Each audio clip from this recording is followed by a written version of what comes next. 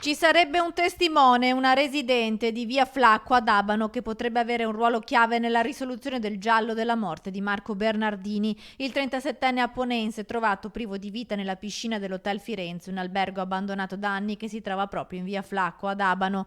La donna avrebbe raccontato ai carabinieri di aver visto la notte tra venerdì e sabato un uomo camminare in forte stato di agitazione. Era alterato, parlava a voce alta e all'improvviso ha scavalcato la recinzione. Poco dopo la donna ha sentito anche un tonfo, quindi sembra mai confermato che il 37enne imprenditore sia arrivato da solo fino all'Hotel Firenze e qui potrebbe essere caduto nella piscina piena di acqua putrida e stagnante a seguito di un malore o per una tragica fatalità. I carabinieri sono propensi ad escludere l'intervento di terzi e anche l'ipotesi del suicidio potrebbe essere scartata. Una tragedia, un incidente, forse Marco Bernardini è scivolato nella piscina dopo essersi tolto i vestiti.